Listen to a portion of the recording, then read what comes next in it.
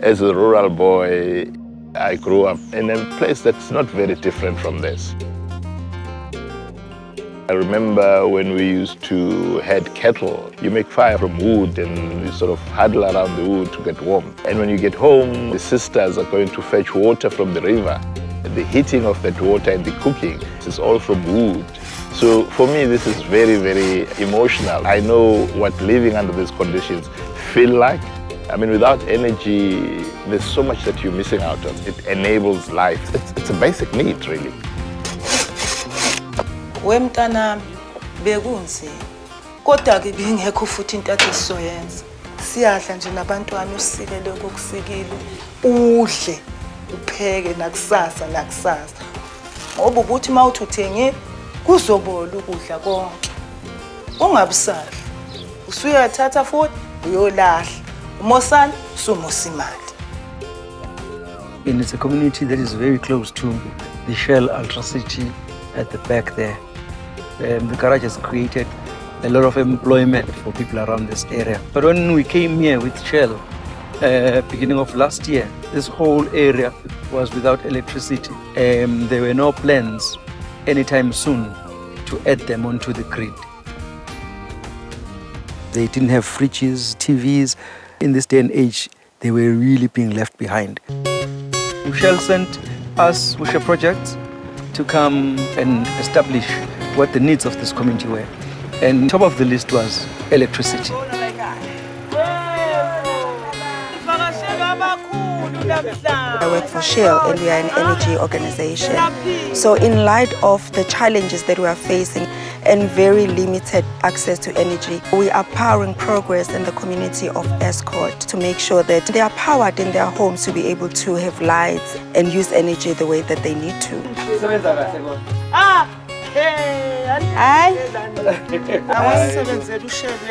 The first year of the project, we installed solar systems in 200 households. The impact of the project is huge. They can now charge their phones. They can now buy TVs. But one of the biggest things is the fact that they can now have a fridge.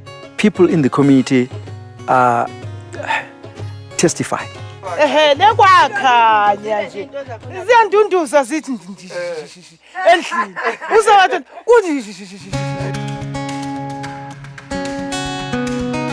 If communities like this have to wait for government to provide, they might never get here because there are so many households that don't have access to electricity in the country. It is important that organizations like ours contribute in terms of closing the gap.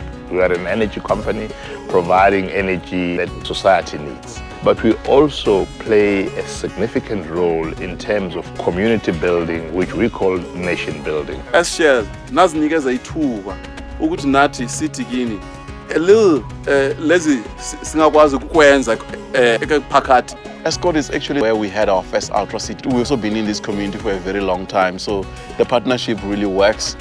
But most importantly, when you do this kind of a project, you want to make sure that you're providing the community with what they need.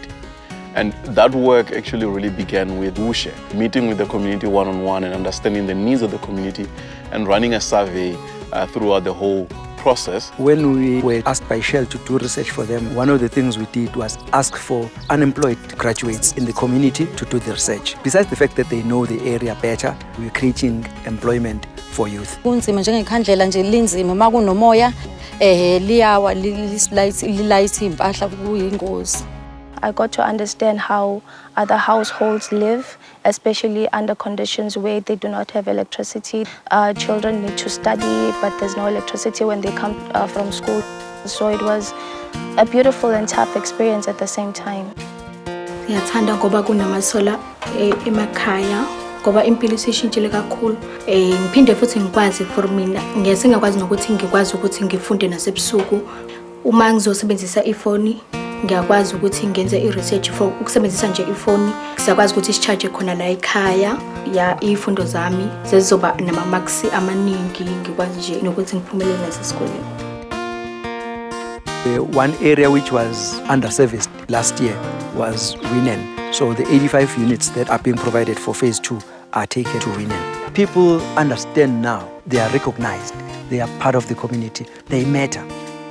Unzima ubumnyama bunzima nisikhiphe ebumnyameni lesasuka singaka sibancane siqala ukubheka nasibonisa ukuthi hayi bukhanya kusha Ukulwamfunda grade 11 kodwa nje umehluko ongena kwamasola kwenze komkhulu kabi nabantwana bethu laba bafundayo babuya sekumnyama kwesinye isikhathi njengoba izinto zokuhamba zingekho kule ndawo mafika manje bekuba nzima manje kodwa uShell wasisiza wasiphakamisa sathola ukukhanya.